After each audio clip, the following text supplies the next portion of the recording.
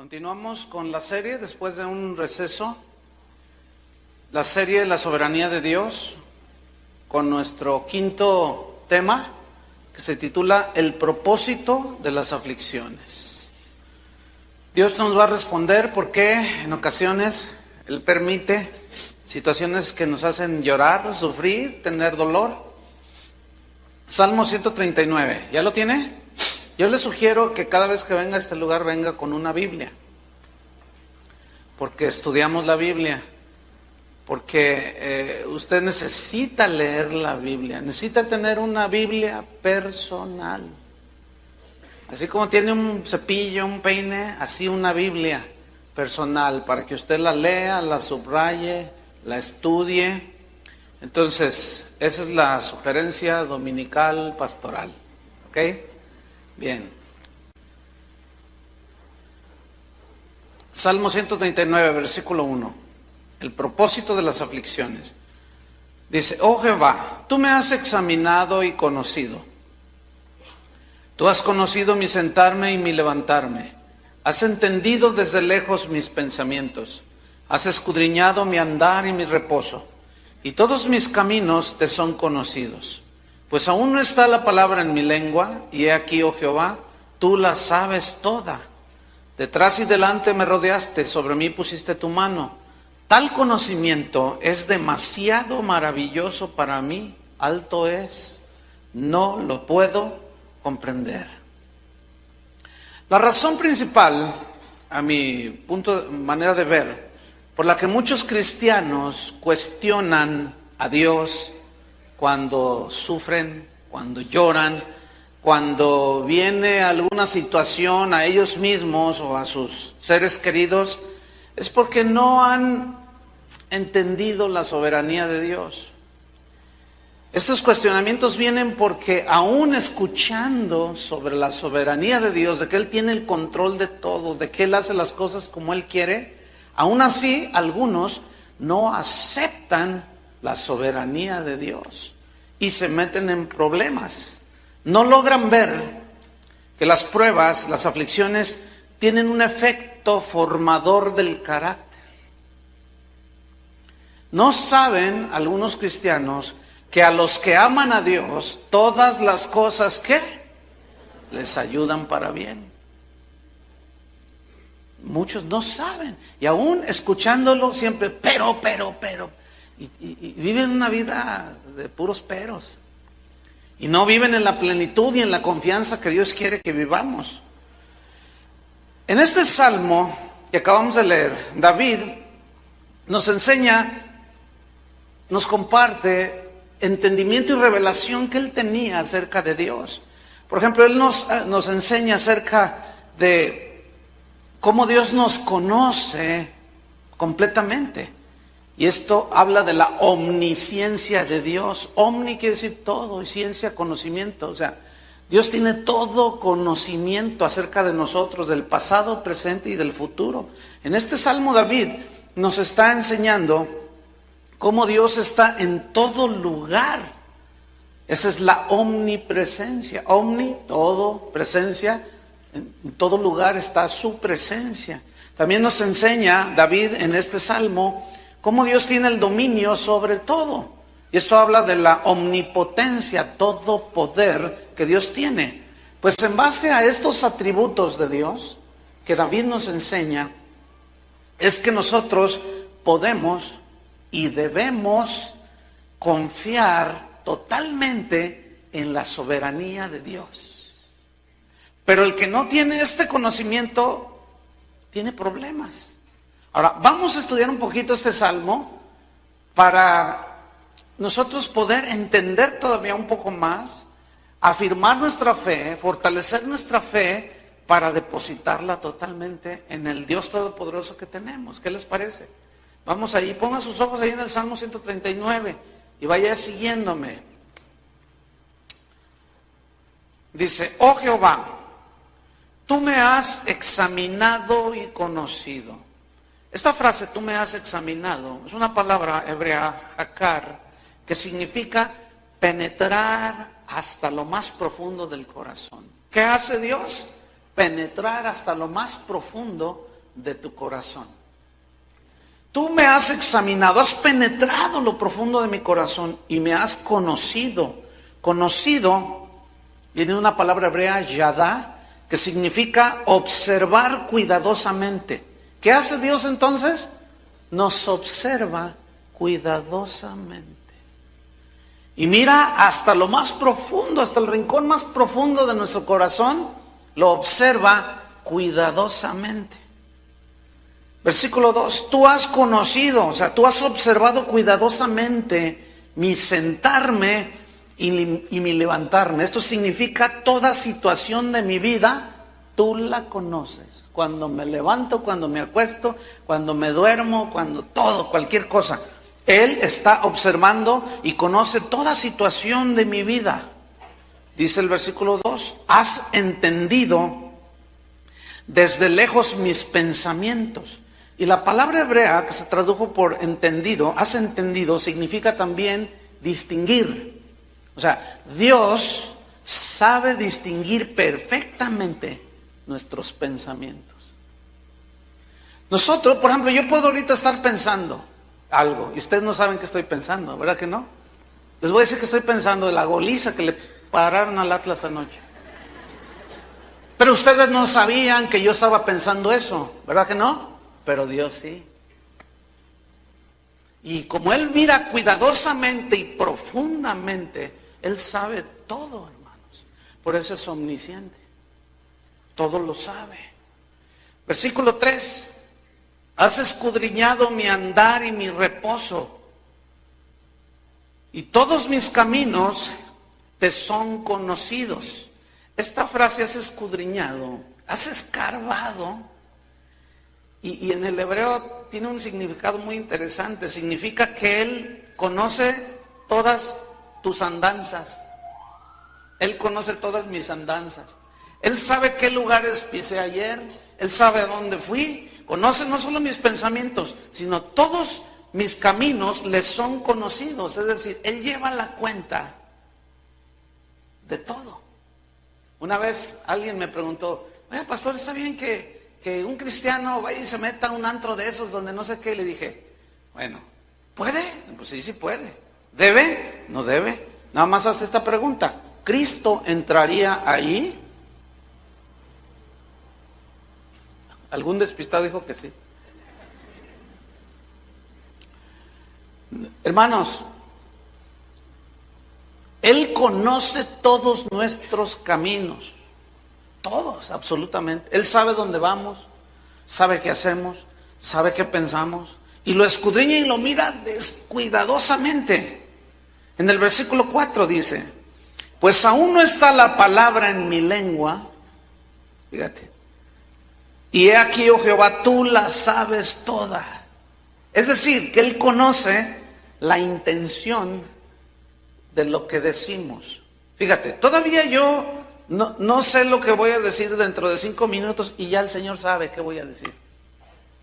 Eso es increíble, ¿no? Porque todavía no está la palabra en mi boca y tú, Señor, la sabes toda. Ahora, todo lo que tú hables y lo que yo hable lleva una intención verdadera del corazón, ¿no es cierto? Bien, tú puedes decir algo, pero dentro de tu corazón, algo bueno a alguien, según tú, pero, hermano, Dios ¿qué ve? Hasta lo profundo. Distingue los pensamientos. ¿Qué ve? La intención con la cual tú dices lo que dijiste. En otras palabras, vivimos delante de Dios como si estuviéramos en una casa de cristal. Imagínense una casa de cristal donde todo se transparenta, todo se ve. Versículo número 5. Detrás y delante me rodeaste. Esto habla de que estamos en sus manos. Hay una protección de Dios, ciertamente. Detrás y delante me rodeaste. Donde quiera que yo voy, allí estás tú, Señor. Y sobre mí, dice, pusiste tu mano. Y esta frase habla de un cuidado tierno que Dios el Padre tiene sobre nosotros, sus hijos. Luego en el versículo 6 dice, tal conocimiento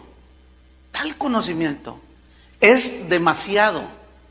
demasiado maravilloso, decía David, para mí. Esto es algo que rebasa totalmente mi capacidad. Sin embargo, sí se puede entender, porque dice Pablo a los Corintios que cosas que ojo no vio ni oído yo, ni han subido en el corazón del hombre, ni siquiera se ha imaginado, son las cosas que Dios ha preparado para los que le aman. Es decir, la revelación de Dios a las vidas de las personas. La oración de San Pablo por los efesios, los colosenses, a los que les escribió cartas, era que ellos crecieran en el conocimiento de Dios. Hubo episodios en la vida de Israel en que ellos fueron llevados cautivos por sus enemigos porque les faltaba conocimiento de Dios. Entonces, a medida que nosotros conocemos más a Dios y le obedecemos, podemos enfrentar las situaciones de la vida con mayor fuerza, porque tenemos la fuerza de Dios. Entonces, aunque él dice, este conocimiento es demasiado maravilloso para mí, dice, alto es, no lo puedo comprender. Significa, no que no entendía nada, ay, pues no entiendo nada. No, significa que no existe nadie que pueda decir, yo tengo todo el conocimiento de Dios. ¿Creen que haya alguien así? ¿Verdad que no? No hay uno solo que tenga todo el conocimiento de Dios. Porque Dios, Pablo dice, cuando estemos con Él, dijo a los Corintios, entonces entenderé cómo fui conocido por Dios. Entenderemos muchas cosas que ahora no entiendo, muchas cosas que yo no entiendo, decía Pablo. Pero cuando esté con Él, entonces sabré y entenderé todo. ¿Por qué? Porque seremos semejantes a Él y estaremos en el estado perfecto. Entonces aquí nadie puede conocer a Dios en toda la profundidad y en toda la totalidad que Él es. Imagínense, si a David se le fundieron los fusibles, ¿cuánto más a nosotros, no? Entonces, sin embargo, la frase no implica que no entendemos nada. ¿O acaso alguien no tiene la capacidad de entender que Dios está en todas partes? Que Dios sabe todo, por eso es Dios. Que Dios todo lo puede, por eso es todopoderoso. Entonces, fíjate, si nosotros pudiéramos estar conscientes de todo esto que David nos está enseñando en el Salmo 139, yo les aseguro que definitivamente pecaríamos menos. A ver, piénsenlo que dije. Si nosotros tuviéramos este entendimiento, lo más que pudiéramos entender, lo asimiláramos de su omnisciencia, omnipotencia, omnipresencia, su soberanía, que Él mira todo y Él dicta todo y Él gobierna sobre todos, y sobre todo que Él penetra hasta lo profundo del corazón, yo les aseguro que pecaríamos menos. Tendríamos más temor de Dios. Fíjense qué inteligentes somos. Pensamos que porque no nos ven los demás, el marido piensa que porque la esposa no lo ve, ya le puede echar miradas a otra. Hermanos, ¿quién está viendo? Entonces no os hagáis, dice el Señor, ¿verdad? No os hagáis, no seas tan tonto. ¿De dónde sacas tú que nadie te ve? Es engañarse a sí mismo. Pero si tenemos este entendimiento, nos detenemos más. Tenemos temor de Dios. Tener temor de Dios es tener reverencia a Dios y estar conscientes de su presencia. Los cristianos que están conscientes de la soberanía de Dios saben y conocen que las pruebas que vienen a su vida, las aflicciones, las situaciones que nos hacen llorar, que nos hacen sufrir, este cristiano sabe, al conocer su sabiduría, su soberanía, que Dios las permite para pulir el carácter, para purificar nuestra alma, para madurar nuestra fe. En Isaías 45, vaya conmigo, hay un versículo que quiero que leamos, Isaías 45.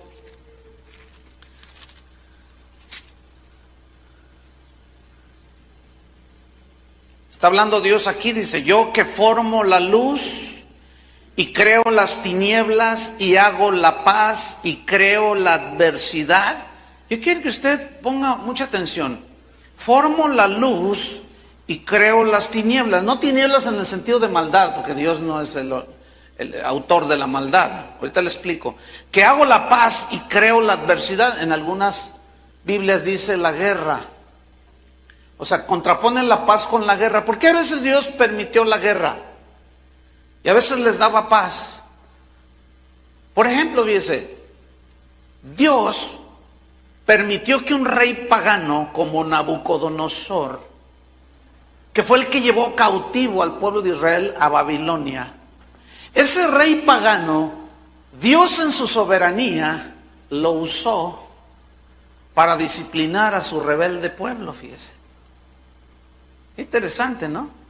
Darío es otro caso, Ciro de Persa. De Ciro dijo, mi siervo, y era un rey pagano. O sea, siervo en el sentido, no que era un siervo como Isaías o Jeremías, no, sino que los hombres, aún paganos, y el mismo diablo, que no saben todo, en ocasiones son hasta instrumentos de Dios para cumplir, que ayudan, ellos lo ignoran, ayudan a cumplir los propósitos de Dios. ¿Cómo se entiende esto? Ya lo hemos explicado un poco más. Pero vamos a Job, capítulo 23. Job 23. Entonces, ¿quién es el que crea la adversidad? Dios. Circunstancias. A eso se refiere la adversidad, a circunstancias alrededor de nosotros para tratarnos, porque somos su pueblo. Job 23, en el versículo número 10. Propósito de las aflicciones. Dice, mas él conoce mi camino, me probará y saldré como oro. Vamos a estudiar este versículo. Vamos por partes.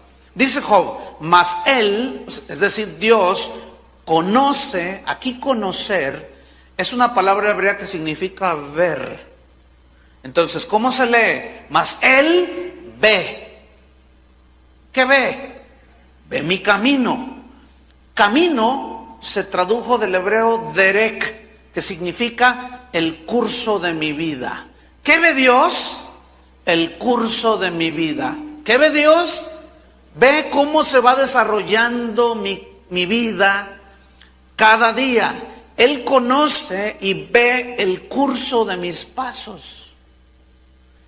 Entonces, si Él me ve, Él me conoce el curso de mi vida, Él sabe lo que yo necesito para ir siendo formado. Él sabe cuando yo necesito ser tratado en algún área de mi vida, porque Él conoce el curso de mi vida. Me probará, dijo Job. Y este verbo, esta frase, me probará, se tradujo del hebreo que significa, que se usaba para hablar de la fundición de los metales, de probar los metales como el oro. Ahora, ¿cómo se purifica el oro? Se mete al crisol y se pone encima del fuego, ¿no es cierto? Y él utilizó esta palabra que se usa para hablar de fundir los metales. Entonces, en otras palabras, ¿qué está diciendo Job? Él me conoce, Él me ve, conoce mi camino, conoce el curso de mi vida, conoce mis pasos, conoce mis debilidades, conoce mis puntos fuertes, mis puntos débiles. Los puntos fuertes los va a afianzar el Señor, los puntos débiles los va a tratar, aunque nos duela. Las deficiencias de nuestro carácter las va a tratar, las va a meter al crisol del fuego, tarde o temprano, para purificar. Entonces, si Él me prueba como los metales, este verbo, que es barján, probar metales, también significa investigar, también significa examinar, pero tiene una implicación de examinar e investigar el corazón para purificarlo. Fíjate. Porque como Él conoce todo, el sentar, el levantar, el acostar, conoce desde mis pensamientos desde lejos, Él conoce lo que yo voy a decir, Él conoce todo. Entonces, como Él está al tanto del curso de mi vida, Él tiene cuidado de mí. pero Él me va a ir moldeando a su imagen según el curso de mi vida. No sé si me estoy explicando. Según como yo voy caminando en esta vida que Él conoce, a veces el Señor dice, por allí no, y ahí vas tú. Que por allí no, y ahí vamos. Y ¡zas!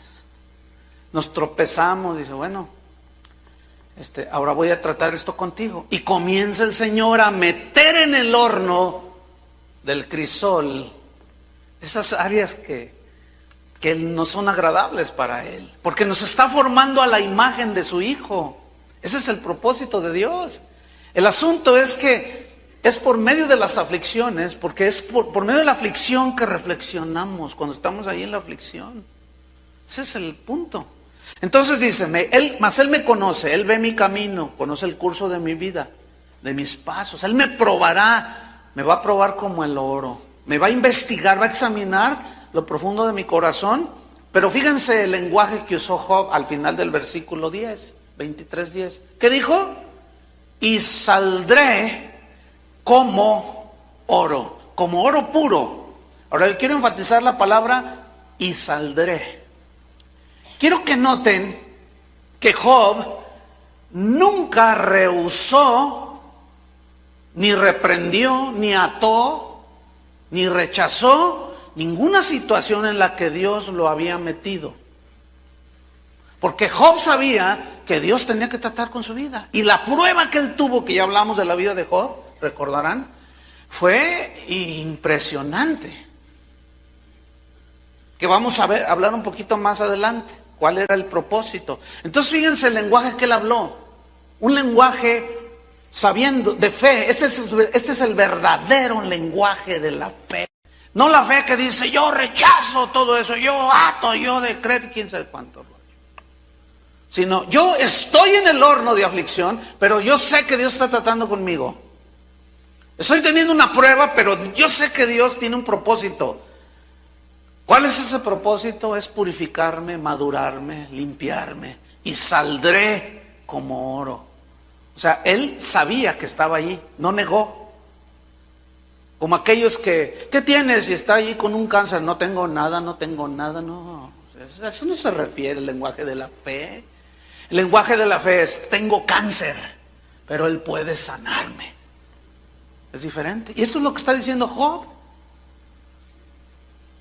Saldré como oro, pero estoy en el horno de la aflicción. No dijo, no dijo nada de eso. Primero de Pedro, capítulo 1, versículo 6. Primera de Pedro 1:6. Fíjense cómo yo estoy moviendo así la Biblia para que vean cómo en realidad este tema nos abarcaría 5 sesiones de 1 hora por lo menos. Nada más en ver tantos versículos desde el Génesis hasta el Apocalipsis que hablan de este punto. Pero no vamos a tomar tanto tiempo, nada más para que usted alcance a captar. Primero de Pedro 1, versículo 6. ¿Ya lo encontró? Dice aquí, en lo cual vosotros os alegráis.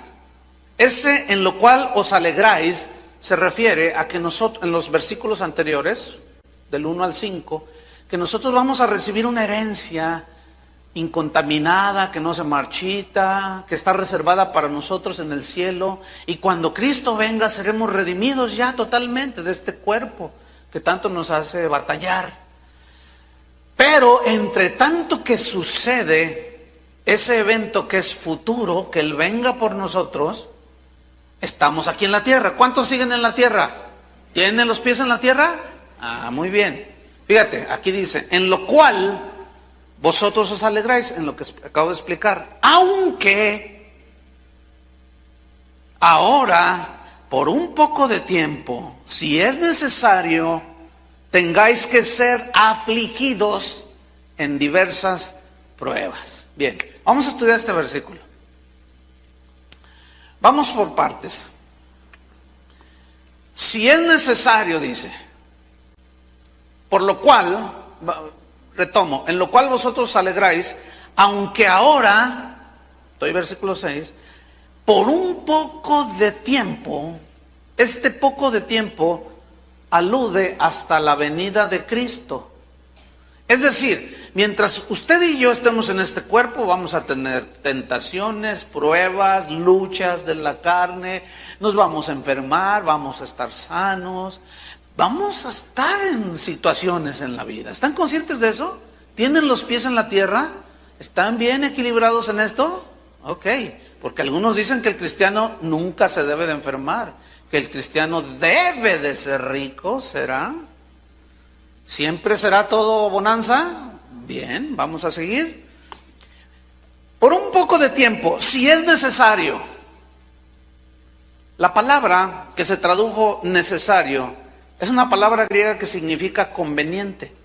Significa cuando sea conveniente. En otras palabras, fíjense, Cristo está próximo a venir por nosotros los que lo esperamos. Bien, entre tanto que Él viene, estamos aquí en la tierra y estamos siendo perfeccionados. Pero el perfeccionamiento es a base de, en muchas ocasiones, a base de aflicciones, de pruebas. ¿Sí? Ahora, ¿es conveniente que Dios trate en mi corazón cuando tengo envidia? ¿Será conveniente o no? Ahora, si alguien aquí dice, yo no tengo ningún problema con la carne, está mintiendo. Eres un ángel caído. Aquí no hay ángeles. Aquí somos seres humanos que fallamos, que tenemos, unos tienen envidia, otros tenemos odio, otros tenemos amargura, otros tienen avaricia, otros tienen... Por eso David decía que Él escudriña el corazón, lo profundo. Él conoce todo. Entonces, como nos conoce, sabe dónde nos falla. Y donde nos falla es donde Él pone el dedo, en la llaga, ¿verdad? El asunto es que no nos gusta. El Salmo 175, ¿ha leído el Salmo 175? Sí, algunos le dicen sí. Dice que la verdad no peca, pero incomoda. O sea, la verdad no peca, pero incomoda. ¿A quién le gusta que le digan su verdad?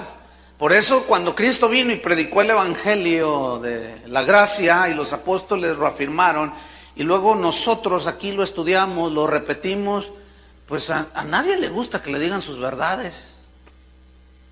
Porque la verdad no peca, pero incomoda. Te incomoda porque te hace ver como realmente eres. Nos hace ver como realmente somos. Pero como ante Dios no podemos esconder nada, es mejor rendirnos. Es más sabio, ¿no creen? Es más sabio rendirnos y decir, sí, Señor, soy un envidioso.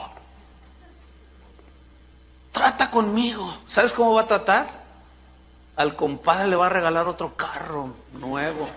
Y tú nomás le vas a hacer y dices, ay. Vas a ver. Los que son muy propensos a herirse por cualquier cosa, ¿cómo creen que Dios trata? Pues con puras situaciones así. Hasta que tú digas, Señor, ayúdame, yo no puedo más ya. Entonces, si es necesario, yo pregunto, ¿será necesario? A ver, digan lo que no les guste, hombre. Pues yo sé que... O mejor les predico cómo hacerse ricos. Ok, entonces seguimos.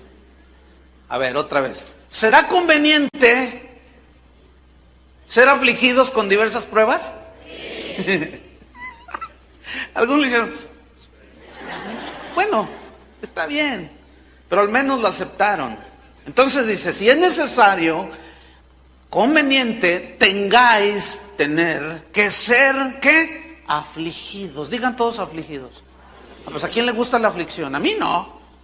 Al que diga, ay, yo la espero con ansias, tampoco. ¿No? ¿Verdad que no? Esta palabra, tengáis que ser afligidos, se tradujo del lupeo, del griego, que significa entristecidos. En Hebreos 12, cuando habla de la disciplina de Dios hacia sus hijos, dice que la disciplina de Dios no parece ser causa de gozo, sino ¿de qué? De tristeza. ¿Cuándo has visto que cuando tú has disciplinado a tus hijos que, ay, se sientan contigo, otra mami, otra? Ninguno. No es motivo de tristeza, de gozo, sino de tristeza. Pero dice en Hebreos 12 que esa disciplina después da frutos apacibles de justicia. Y comenzamos a ser formados a la imagen de Él y participamos de su santidad, significa de su carácter. Fíjense qué tremendo. Entonces, ¿será necesario ser probados y afligidos y llorar a veces? Sí, es necesario. Significa afligidos, entristecerse. Habla de situaciones de dolor. ¿Alguno ha pasado alguna situación de dolor? Yo creo que todos. Habla de situaciones de adversidad. Por ejemplo, David decía, ¿cuántos se han multiplicado mis adversarios? Si yo no le hago mal a nadie. Hay cristianos que dicen, yo camino bien con Dios, yo no le hago mal a nadie. ¿Y por qué? Les hace falta conocer un poco más la palabra de Dios. Lo dijo Jesús sin esconder absolutamente nada. Si me amáis, dice, el mundo los aborrecerá a vosotros, como a mí me aborreció. ¿A poco es que, y luego hay unos cristianos bien campechanos, ¿verdad? Que van al consulado a solicitar su visa y van hacia muchos lugares y dicen, yo soy cristiano. Piensan que porque dicen, yo soy cristiano, ya, pásele. Hermanos, sean más sensatos. No tienen que decir cuando van al consulado, es que yo soy cristiano, porque eso lo ponen adelante como para decir, yo no miento, no me diga. Y luego aquellos se burlan y cierran las puertas. Yo me acuerdo de un evento que hubo una vez hace años, y venía un contingente de Panamá, venían pastores, y venían como unos 30 hermanos. Entonces llegaron allí, traían su visa todos, fíjense, para entrar a México. Entonces el pastor dice, les pregunta, yo vengo con todos estos. Dice, ¿y a qué vienen al país? Dice, venimos a un evento cristiano para alabar a Dios. ¿Un evento qué? Cristiano. No entran al país. ¿Pero por qué no? Porque no quiero, dijo el de la migración. ¿Pero por qué no quiero? Los que siguen, todos para atrás, los regresaron a Panamá. Dice, soy cristiano, ¿qué tiene que ver entrar? O sea, vengo al país a una convención, pero piensan que porque... Y luego se asustan. Hermanos, si los peores enemigos son los que aborrecen a Dios. Entonces, cuando se levanten en contra de ti, no te asustes.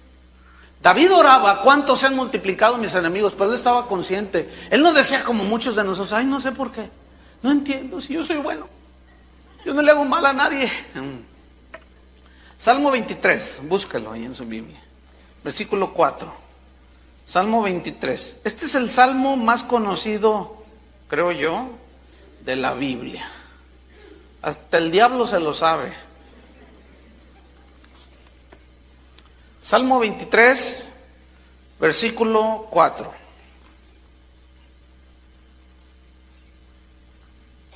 ¿Ya lo tiene? Dice así David, aunque ande en valle de sombra de muerte, no temeré mal alguno, porque tú estarás conmigo. Ok, vamos a estudiarlo rápido. Dice, aunque ande en valle de sombra de muerte.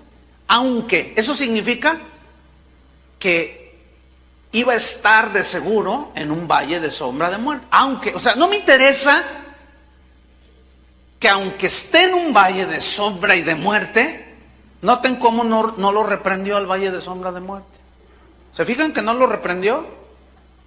Porque los cristianos y los hombres de Dios en la Biblia conocían y sabían que este mundo así es. No se deje engañar por esos predicadores que le prometen el cielo aquí en la tierra. Llanto, ni tristeza, ni dolor, y todo viento en popa será hasta allá en el cielo. Aquí aunque andemos en valle de sombra de muerte, fíjense cómo está él ya asegurando que en un momento de la vida vas a estar en un valle de sombra de muerte. Pero quiero que noten otra vez el lenguaje verdadero de la fe, como el de Job. ¿Qué dijo?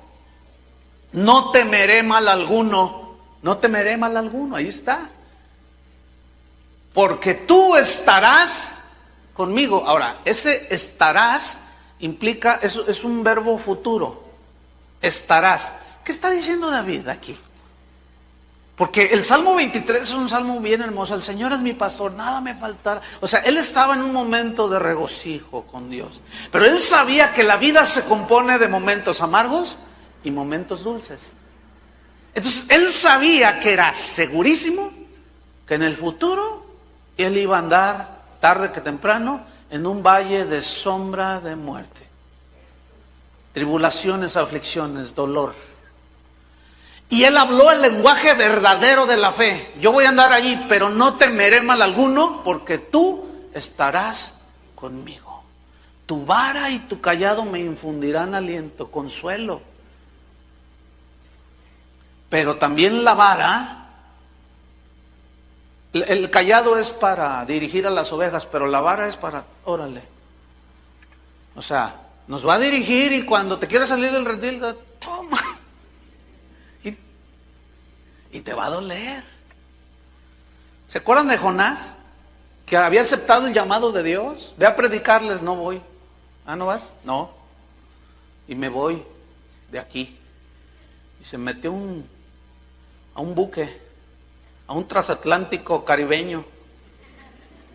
Y que el Señor empieza a tratar con todo. ¿Por qué? Porque Dios estaba atento y preocupado por la vida del profeta, pero no solo por su vida, que fuera formada y llevarlo a la obediencia, sino también por los que él quería que le fuera a predicar. Cuando finalmente lo hizo, hasta los animales se convirtieron. Dice la Biblia que con todo y animales el rey de Nínive dijo, todos vengan. Fíjate qué tremendo. Eso sí se llama... Y luego todavía Jonás, cuando ve que todos se convierten a Dios, se enoja. Estaba muy extraño ese cristiano, ¿no? O sea, tenía un carácter de la patada. Después de que se salvan todos, va y se sienta ahí. Y ve la ciudad, todos se habían salvado y está ahí todo. Ay, Jehová, que no se, fíjate nomás, qué feo carácter. ¿Conoces a alguien con un carácter feo? ¿Vieras cómo Dios los trata? Y luego estaba allí, sentado, y estaba el sol a todo lo que daba, y ay, ve nomás qué solazo. Y entonces dice que Dios hizo crecer una calabacera, dice, una planta, la desarrolló milagrosamente de una manera rápida, un milagro de Dios, lo cubrió y todavía quejándose. No, es que estaba tremendo ese Jonás. Y luego después, la calabacera, la liana esa, la hierba esa, se secó. Y no, mira nomás ahora. Oh, ¿quién? No, ese tipo. ¿Vieran cómo Dios trató con él? Entonces, dice en el versículo 5 de Salmo 23, aderezas, preparas mesa delante de mí, en presencia ¿de quién?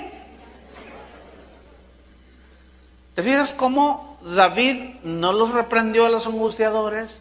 No los correteó, no, ni siquiera Dios los dejó allí porque que angustiaron un poco a David. ¿Sabes por qué? ¿Sabes por qué Dios permite, entre otros propósitos, la aflicción? Porque cuando nos sucede, lo primero que volteamos es a ver a Dios, ¿no es cierto?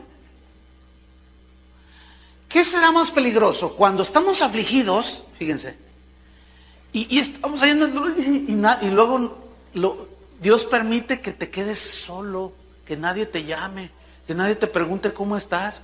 Entonces tú estás, ay Dios. ¿No les ha pasado eso? Ahora, ¿qué es más peligroso? ¿Estando afligido o cuando está todo viento en popa y todo va bien? ¿Saben cuál es la situación más peligrosa de las dos? Cuando todo va bien. ¿Se acuerdan de Deuteronomio 8 cuando Dios les dice? Jehová es el que te da el poder para hacer las riquezas, pero cuando hayas entrado a la tierra que Jehová tu Dios te da, y se te haya multiplicado tus casas, tus ganados, tu dinero, todo, y haya arroyos en tu tierra y bebas y te sacies y comas, cuídate de no olvidarte de Jehová tu Dios. Escúchenme bien, es más fácil olvidarse de Dios cuando todo va bien que cuando estás en pruebas. Por eso es tan peligrosa esa doctrina de la prosperidad, hermano. Es una mentira salida del infierno para desvirtuar el verdadero sentido de la palabra, y los cristianos, miren, caen como soldaditos. Porque no tienen sustento en la Biblia. Salmo 27, versículo 2. Se juntaron contra mí los malignos. Ay, ya ve que no es el único, hermano. ¿Ya se dio cuenta que no es el único? Ayer una persona me decía, ay, hermano, empezó a decir, es que mi compadre se me echó encima, los vecinos, y estamos todos. Y le dije, oye, ¿escucharon el mensaje? Dice, sí, lo escuchamos, pero los vi, era un matrimonio, estaban siempre ocupados. Entonces yo les dije, ¿ustedes son de esta congregación? No, dice, pues es que donde íbamos la cerraron. Y nos dijeron, pues, cada quien vaya donde quiera. Entonces nosotros llegamos aquí, oye, oigan, ¿cuánto tienen de cristianos? Dice, un mes. Dije, bueno. Bueno, son como bebés, ¿no es cierto? Entonces, les dije, ¿entendieron algo del mensaje? Pues poquito. Bueno, se entienden, ¿no? Entonces allí ya, a ver, vengan, traían a sus hijos. Vamos a orar, y ya les hablé, y ellos se fueron confortados. Pero les dije, pero están aprendiendo. Le dije, ahora, ¿por qué se te echó encima el compadre y los vecinos? Pues porque nos hicimos cristianos. Miren, es que ustedes deben de saber, mira, Jesús dijo, bienaventurados sois cuando por mi causa os vituperen y os persigan, y digan toda clase de mal contra vosotros, mintiendo. ¿Están mintiendo? Sí, dice, yo pensé que mi compadre nos amaba. Pues ya vieron que no. En cuanto se hicieron cristianos, sus adversarios se volvieron. Entonces dice, se juntaron contra mí los malignos, mis angustiadores y mis enemigos, para comer mis carnes. O sea, mas ellos tropezaron y cayeron. Fíjate el versículo 3. Otra vez, aunque, a pesar de, ¿qué me importa cómo se? Él conoce el curso de mi vida, conoce mis pasos y todo. Aunque un ejército acampe contra mí, o sea, él no estaba todavía con un ejército acampando alrededor de él, pero él dijo, aunque, es muy posible que un ejército acampe contra mí, no temerá mi corazón. Otra vez el lenguaje verdadero de la fe. Aunque contra mí se levante guerra, yo estaré confiado. Hace rato un hermano me dijo, yo nunca me había enfrentado a acusaciones falsas y me acabo de enfrentar. Y no, pues yo les comprobé que me estaban calumniando. Dice, pero qué feo se siente que se te echen encima así como... Bueno, ¿y eso te aflige? Pues sí, me afligió. ¿Y a dónde te llevó? A pedirle a Dios. ¿Ven? Vamos otra vez a Primera de Pedro. En lo cual os alegráis, aunque por un poco de tiempo, si es necesario, tengáis que ser afligidos, entristecidos, situaciones de dolor, en diversas pruebas. Digan todos, diversas pruebas. La palabra diversas, fíjese qué interesante, viene de una palabra griega, poikilos, que significa literalmente multicolor.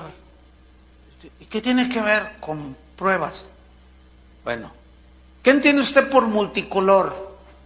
De todos colores. Muchos colores. Es decir, que las pruebas, usted va a tener pruebas y aflicciones de todos colores y de todos sabores. De limón, fresa, vainilla, melón y sandía. Fíjese, a veces va a tener pruebas y conflictos económicos. ¿Cuántos están así ahora? A ver, levanten la mano. Un buen número. Bueno.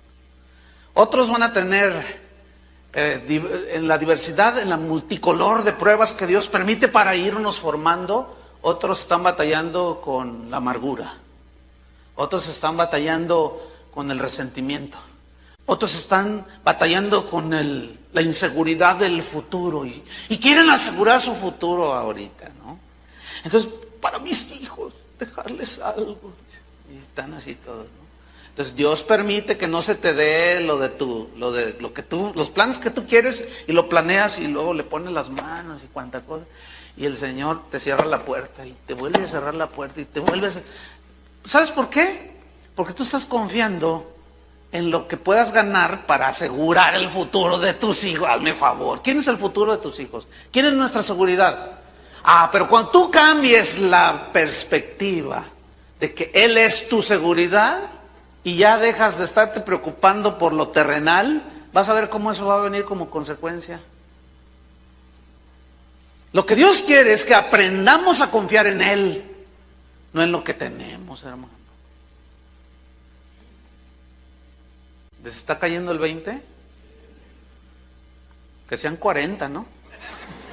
Para entender más. Entonces fíjense, en diversas pruebas, diversos multicolor, diversas formas, también significa poikilos, aparte de multicolor significa multiforme, es decir, de varias formas, de todo tipo de pruebas. Ahora, la palabra pruebas, multicolor, diversos tipos de pruebas, la palabra pruebas también está muy tremendo. El significado en el griego es peirasmos, que significa literalmente experimentar lo bueno y lo malo. Porque como les decía hace un rato, cuando estamos en una situación de aflicción y cuando estamos en una situación de bonanza, en las dos podemos experimentar lo bueno y lo malo. ¿Cuál es más peligrosa? Cuando todo va bien. ¿Lo captaron? Sin embargo, no deja de ser bonanza y te da cierta tranquilidad y paz y caminas contento, aleluya, gloria a Dios con el Señor. Pero las diversas pruebas, los multicolores de pruebas, las diversas formas que Dios usa para formarnos, bueno, tiene que ver con experimentar lo bueno y lo malo, la salud y la enfermedad, la escasez y la abundancia. Y todo esto, fíjense, esta es la sabiduría de Dios. Dios lo permite, lo usa para irnos formando y para producir en nosotros efectos beneficiosos, primero personales y en segunda instancia con los demás. Déjenme citarles unos versículos que van a ilustrar perfectamente esto. Vamos a Gálatas capítulo 4. Y vea usted la manera de Dios. Gálatas capítulo 4, versículo 13. Aquí está hablando San Pablo y dice así: pues vosotros sabéis, están enterados, Gálatas, escuchen, que a causa de una enfermedad del cuerpo os anuncié el evangelio al principio. A ver, ¿cómo estuvo eso? ¿Sí? Pablo no tenía planes de quedarse en Galacia para levantar una iglesia, fíjense, qué interesante, ¿eh? Él tenía otros planes, él iba de paso por ahí, pero de pronto que se enferma. Se enfermó y a causa de esa enfermedad él tuvo que tener un tiempo de reposo, pero su boca no estuvo callada. Y dice, a causa de una enfermedad del cuerpo, yo les anuncié el evangelio. Escúcheme bien. Vea la sabiduría de Dios. El hermano Pablo Hunter, que es nuestro tutor por toda la vida, hace poco me contó un episodio que nunca me lo había contado. Dice que hace como 30 años, él estaba por ahí en su casa y de repente le vino un dolor en la espalda que no se podía mover. Entonces, no, pues que lo toman y que lo llevan al hospital, al México americano. Ese hospital es de cristianos, lo fundaron los cristianos bautistas. Los dueños son cristianos. En aquellos entonces todos las enfermeras y los doctores eran cristianos. Hoy ya está mitad y mitad. Bien. Entonces dice que cuando él llega, pues lo reciben y le empiezan a dar las primeras atenciones. Entonces, una enfermera que lo estaba asistiendo allí en primera instancia, pues mientras lo preparaba y todo para hacerle estudios y valoraciones, y llegaba el médico, le dice, oiga, ¿y usted a qué se dedica? Dice, no, pues yo soy misionero, le dice. Yo tengo aquí en Guadalajara ya como 20 años. Entonces, pues yo predico, y le empezó a compartir. Y dice que la enfermera le dijo, ay, hermano, dice, usted es un ángel enviado de Dios. Dice, yo, dice, sí, es que hemos estado orando, dice, porque necesitamos un capellán para el hospital, alguien que atienda a los enfermos en sus últimos momentos. En los Estados Unidos así se usa, un capellán le llaman a alguien, como en los hospitales católicos que está un cura allí atendiendo, dice, pues en los hospitales cristianos está un capellán. Entonces dice, Dios lo mandó, usted es un ángel enviado de Dios, ¿le gustaría ser nuestro capellán? Y dice el hermano Pablo que dijo, sí, claro, por supuesto que sí. Y en eso llega el doctor, ya tenemos capellán, le dice. ¿Cómo? Ya le cuentan, ay, hermano, ¿usted sería nuestro capellán? Sí, yo, claro, por supuesto. Y dice el hermano Pablo que en cuanto dijo, claro que soy el capellán de este hospital, del cual duró más de 15 años como capellán. Dice que cuando él lo dijo, se le quitó el dolor. Y se paró y... me dice, Chuy, ¿quién provocó ese dolor? Nada más para llevarme y darme más trabajo el Señor. Fíjate nomás. Dice, pero yo sentía el dolor que me hacía perder el conocimiento. Volvamos a Gálatas. A causa de una enfermedad del cuerpo os anuncié el evangelio. ¿Ven cómo todo tiene un propósito, hermanos? ¿Lo están captando o no?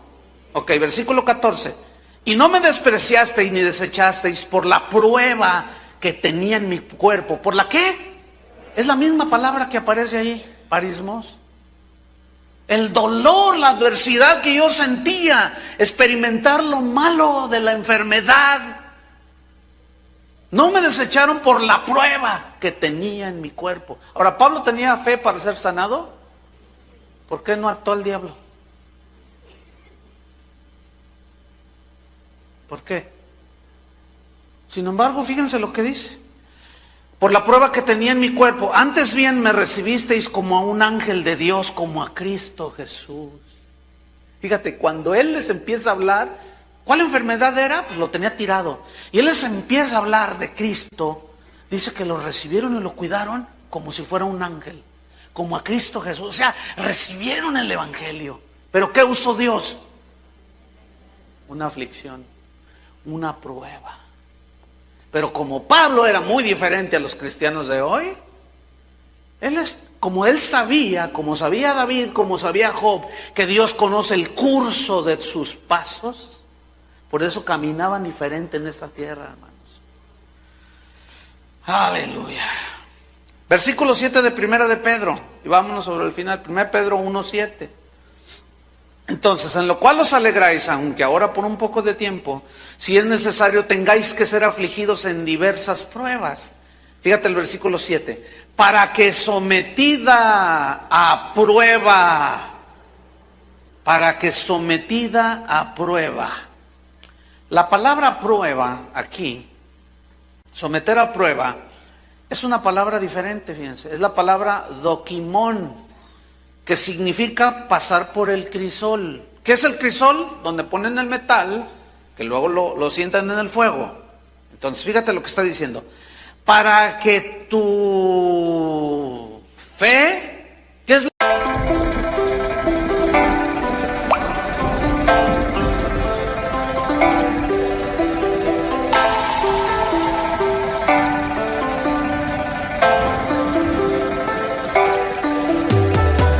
Cả buồn mà cất lời không lên, người đi mất mà nhất thời không quên. Lòng u tối dù đất trời không đêm, kể từ khi sống lấy lất đời không em. Đầu quay cuồng trong hơi men, đưa chân về nơi quen, dấu vết chẳng hề phai. Và rồi chợt nhận ra và vô tình khơi thêm ký ức bung lơi êm mà đã từng kể vai và ngồi. Chẳng cần thiết phải viết nên sử sách, mà lại phải nếm trải chuyện não nề.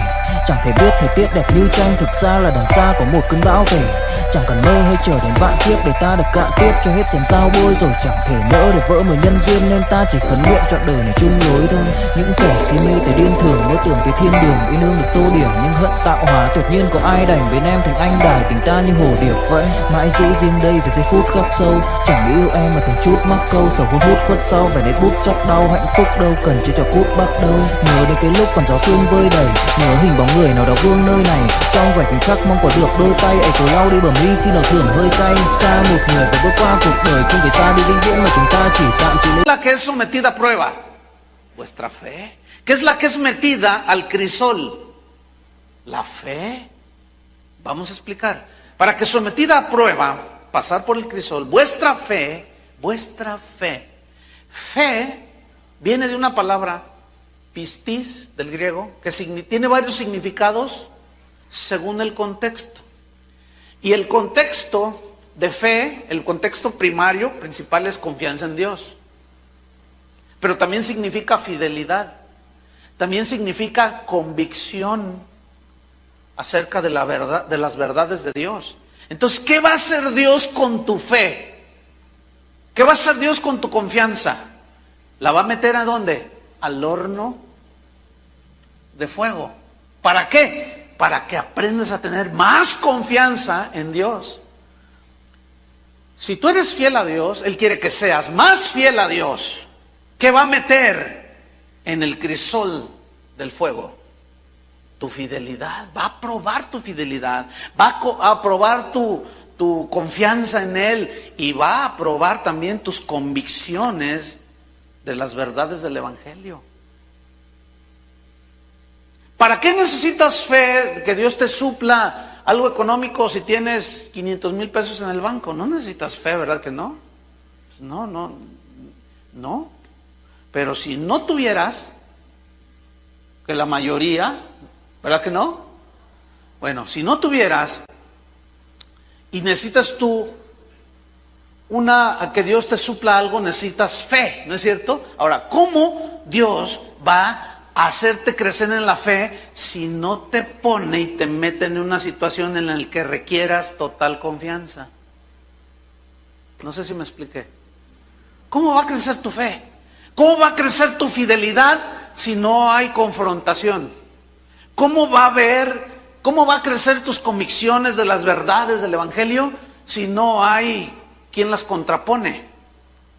¿Se acuerdan de Daniel, que fue llevado cautivo por Nabucodonosor a Babilonia? Y entre todos los cautivos iban 4 jóvenes. Uno era Daniel.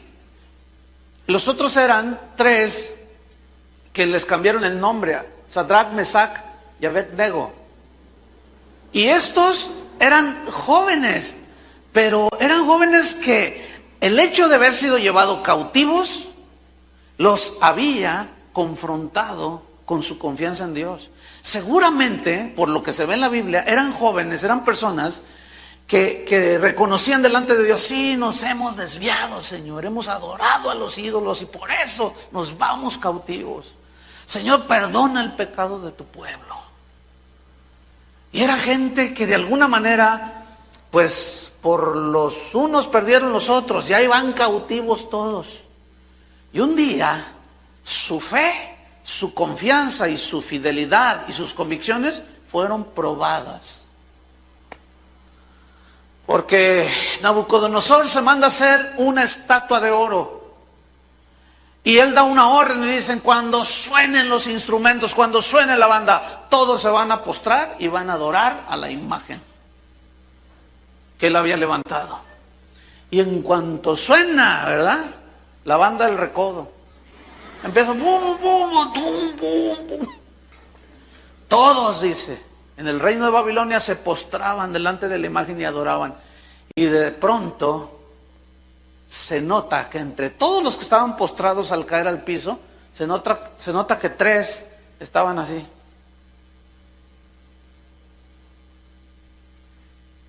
Levantan el ojo los policías y los miran. Oye, ¿y esos quiénes son? Son hebreos. Y van y le dicen: ¿no que no saben que los el castigo para los que no se postren ante la imagen es meternos al horno de fuego? Sí, sí sabemos, pero no nos importa. ¿Pero por qué no se doblan? Porque no. ¿Qué no saben que corre peligro sus vidas? ¿Qué nos importa? Póstrense. No, nosotros nos postramos solo ante el Dios del cielo. Nosotros nos van a aceptar en la Universidad de Babilonia. ¿Qué me importa? Tu compadre se te va a echar encima. Y con todo y su comadre. O sea, no, es que estos muchachos estaban tremendos, hermano. Entonces no, pues los agarran y van con la red y dicen, estos no se doblaron. A ver, otra vez, la banda, toque. Y empiezan, y estos otra vez. Dice, calienten 7 veces el horno. Dice, a ver, el Dios al que ustedes sirven, si los puede salvar. Y uno de ellos le responde, el Dios al que servimos nos puede salvar, oh rey. Y si no, de todas maneras no nos postramos. Escuchen bien, fíjense el entendimiento que ellos tenían. El Dios al que servimos nos puede salvar. Y si no nos salva, de todas maneras, no nos doblamos. Pregunta, ¿por qué cuando entraron al horno de fuego no les hizo nada el fuego? Porque Dios no quiso que les hiciera nada el fuego. ¿Y por qué a Policarpo, obispo de Esmirna, lo quemaron vivo? A John Hus lo quemaron y las llamas consumieron su cuerpo. ¿Por qué? Porque Dios quiso. Pero, escuchen bien, Dios al que sirvo me puede salvar de esto. Y si no me salva, ni modo. Hermanos, ese es el cristianismo equilibrado. Entonces, tú estás enfermo, tú estás en una situación, cualquiera que estés, bueno, el Dios que tengo me puede sanar. ¿Cuántos dicen amén? Y si no, pues, a ver qué hago. Pero yo no me voy a hacer para atrás, no voy a quebrantar ni a violar mis principios del Evangelio, mi fe y mi fidelidad. Hay una historia de una muchacha, se llama Johnny, no sé cuántos la han leído. Es una muchacha que tuvo un accidente cuando era jovencita. Yo estaba recién convertido, hace 30 y pico de años. Somos más o menos de la misma edad porque ella sacó un libro y ella quedó inválida totalmente, nada más mueve la cabeza. Entonces, no, pues un montón de cristianos empezaron a orar por ella, y levántate, y pues no más nada. Pero resulta que ella era una cristiana desde niña, y ella había crecido en una iglesia donde el pastor les enseñaba la palabra de Dios. Entonces ella decía, y sigue diciendo todavía, acabo de leer hace poquito un testimonio de ella, porque ya hasta se casó. Y ella siempre dijo, yo creo que Dios me puede sanar. Y si no me sana, le seguiré sirviendo. Y los cristianos de esos que Khi say anh thường hay nhắc về em, mong khỏa lấp những u tối, khoảnh khắc về đêm nghe lại bài ca ngày xưa cũ. Ta hát về nhau nhớ những giấc mơ ta từng ước, to tát về sau. Và đó là khi mà anh dần lụy là không làm chủ chính mình, thấy không gian trở nên tồi tệ, mọi thứ bao phủ chính mình. Em đâu còn như điều anh mơ, anh cũng tự nhủ chính mình. Nhưng mà thôi em, nào ai giỏi mà đủ tính tình, chẳng thể vươn tới được cảnh cao dù anh có nhã ý trèo.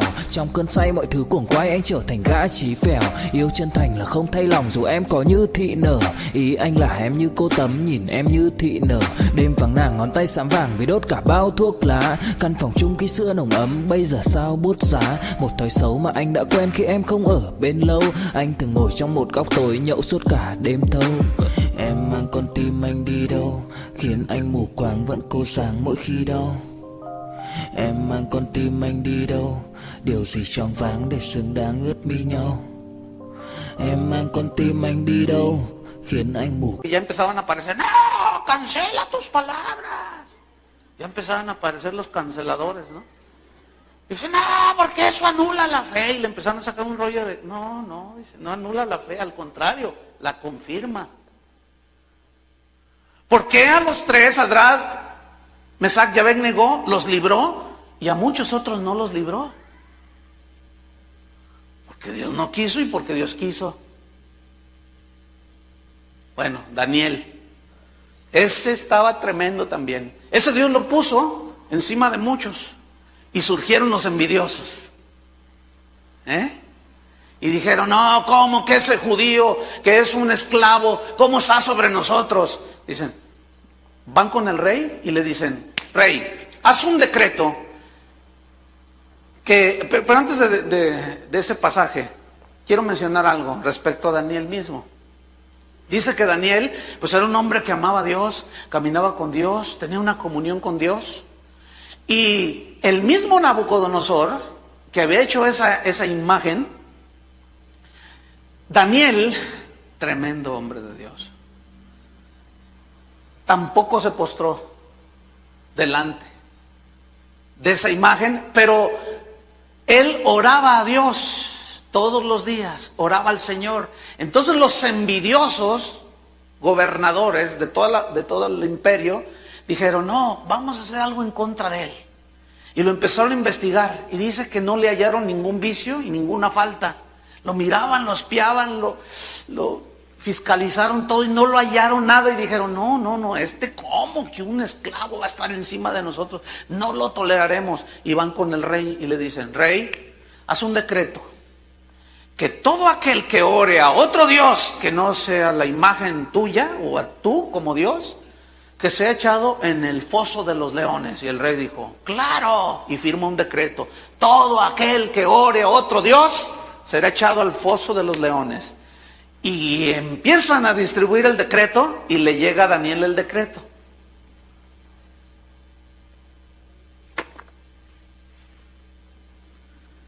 Lo tiró por allá y se hincó 3 veces, como lo solía hacer cada día, y se hincaba y oraba, Señor, dame sabiduría, dame fuerza, está la cosa tremenda aquí, mira nomás ahora este decreto, pero ¿qué me importa el decreto? Yo voy a seguir orando. Y que llegan los espías, hermano, y que sacan un teléfono con cámara, ¿verdad? Que le sacan ahí y van con Nabucodonosor. Rey, tú dijiste que el que no orara a otro Dios sería echado al foso de los leones. Sí, ¿por qué? Pues mira, tráete el proyector. Y empezó ahí, y ahí estaba Daniel orando, Padre, bendice al rey Nabucodonosor. Dice, a ver, tráiganme a Daniel. Y dice que se afligió el corazón de Nabucodonosor porque lo apreciaba, pero como ya había firmado el decreto, dijo, ay, Daniel, ¿pero por qué? Porque yo oro a otro Dios, al Dios vivo. Dice que se fue a su recámara el rey y dijo, pues si Dios te salva, pues que el Dios del cielo te salve. Estaba llorando, estaba afligido, lo apreciaba, pero como ya había firmado no podía echarse para atrás. Y lo echaron al foso de los leones. Escúcheme, ¿a dónde lo echaron? Dice que pasó la noche y en la mañana llega el rey y le empieza lamentándose, Daniel, siervo del Altísimo, ¿acaso tu Dios te libró? Y los leones, y él también, ¿quién habla? ¿Qué? ¿Estás vivo? Dice, aquí estoy, el Dios al que sirvo, mira, hasta piojito les hacían los leones. Ahora, ¿por qué Dios no permitió que los leones se lo comieran? Porque Él quiso. ¿Por qué permitió Dios que murieran miles en el Coliseo Romano devorados por las fieras? Porque Dios permitió. ¿Están entendiendo, hermano? Pero lo que yo quiero hacerles ver es que esos que murieron en el Coliseo Romano conocían la historia de Daniel. Yo les aseguro que muchos de ellos iban al Coliseo y se paraban y decían, Dios puede salvarme y hacer que los leones no me hagan nada, pero si me tragan, que me traguen, pero negar que soy cristiano, jamás. Negar mi fe en Cristo, jamás. Renieguen de Cristo y digan que César es el Señor. No, suelten los leones, pues aquí estamos. Y ya los devoraron. Es decir, que a pesar de, aunque ande en valle de sombra, Dios va a probar, hermanos, nuestra fe. Amén. Para que sometida a prueba vuestra fe, mucho más preciosa, estoy en 1 Pedro 1:7, mucho más preciosa, valiosa que el oro, aunque perecedero, se prueba el oro con fuego, sea hallada, ¿qué? Tu fe, ¿en qué? En 3 cosas. Número 1, en alabanza. Aquí alabanza significa elogio de parte de Dios, como elogió la fe de Abraham. ¿Se acuerdan? Sea hallada tu fe en alabanza, pura, más pura que el oro, encontrada elogiada por Dios. Número 2, gloria. Aquí gloria significa buena opinión, buena estima de parte de Dios, como la buena estima que tenía Dios hacia Job. ¿Se acuerdan? Ese es varón íntegro, que a pesar de lo que yo sé que voy a permitir que le pase, él no me va a negar. Y estos hombres purificaron su fe. Alabanza, gloria y honra. Honra, ¿qué significa? Valor inestimable. ¿Cómo dice aquí que mientras venga el Señor, nosotros tenemos que ser afligidos en diversas pruebas, para que sometida a prueba nuestra fe, mucho más valiosa que el oro, aunque perece, esa fe sea hallada en elogios de Dios, en buena opinión de parte de Dios, buena estima de parte de Dios, y con una fe de valor inestimable, hermanos, hasta que Jesucristo, dice, sea manifestado. Termino dando una paráfrasis de lo que hemos estudiado hoy. ¿Qué es una paráfrasis? Es una explicación amplificada de un texto, que es lo que voy a hacer aquí, para hacerlo más claro. Entonces, retomando todo el estudio que hemos tenido esta mañana, pongan atención, ahí va. Cuando yo como cristiano entiendo que Dios en su omnisciencia, que Él todo lo conoce, en su omnipresencia, que Él está en todas partes, Él ve mis caminos.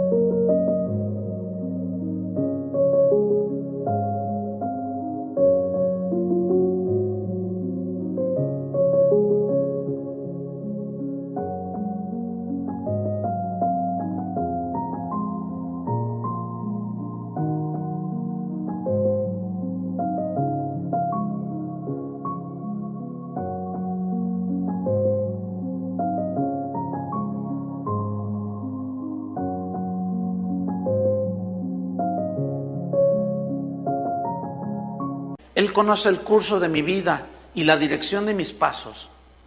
Yo sé que Él me probará.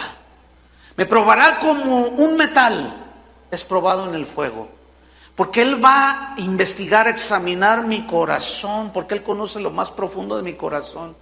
Con el propósito de que si encuentra algo que no le agrade, lo purifique y lo saque a través del fuego de la prueba. Porque yo sé que saldré mejor que el oro. Yo sé que es necesario que esto suceda. Es conveniente para mí que tenga que ser afligido.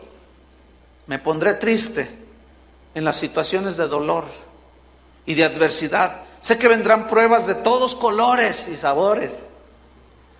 Tendré tiempos buenos y tendré tiempos malos. Tendré tiempos de salud y otros tiempos de enfermedad, de escasez y de abundancia. Pero Dios tiene un plan, propósito en su soberanía. Un plan y un propósito excelente para mí en su soberanía. Entiendo que mi fe tiene que pasar por el fuego del crisol. Dios tiene que probar mi fidelidad, mi confianza en Él y mis convicciones del Evangelio. Como lo hizo con Daniel, con Sadrach, Mesach y Abednego, como lo hizo con Pablo, con Pedro, con todos. Que probó su fe. Que su fe fue pasada por fuego y es más valiosa que el oro que perece. Porque yo quiero ser hallado en alabanza, que Dios reconozca y elogie mi vida, que Dios tenga buena opinión y buena estima de mí, como la tuvo de Job, y que mi fe tenga un valor inestimable cuando venga nuestro Señor Jesucristo por nosotros. Amén. Eso es el cristianismo, hermanos. Eso es entender el propósito de las aflicciones. Amén. Pónganse de pie. Aleluya. Recibí un correo hace un par de semanas, muy interesante, me llamó la atención. Me decía: pastor, nosotros somos una familia que asiste a casa de oración. Dice, y como nunca, dice, estamos pasando unas pruebas terribles, pastor. Como nunca en nuestras vidas. No me dio detalles. Pero me llamó la atención lo que decía a continuación. Decía, pero gracias a Dios que las enseñanzas de la palabra de Dios que hemos recibido nos tienen más fuertes que nunca y más confiados en Dios, sabiendo que los que amamos a Dios todas las cosas nos ayudan para bien. Pastor, gracias, decía. Yo le contesté, pues las gracias son para el Señor, ¿verdad? ¿Por qué? Porque simplemente tomamos nosotros lo que aquí está escrito y se los enseñamos a ustedes con el propósito de que crezcamos en el conocimiento de Dios. Dice, aunque nos duele lo que estamos pasando, pastor, dice, estamos con paz. A ver, explíqueme eso. Estamos contentos de alguna manera inexplicable. Y Jesús lo dijo, gozaos y alegraos, porque vuestro galardón es grande en los cielos. Porque así también persiguieron a los profetas que fueron antes de vosotros. El escritor a los hebreos dijo, ¿y qué más? Él habló de Abraham, de la fe de Abraham, de la fe de Noé, de Moisés, de José. ¿Y qué más? Dice, el tiempo me faltaría para hablar desde Sansón, de Jefté, de Jeremías, de los profetas que por fe conquistaron reinos.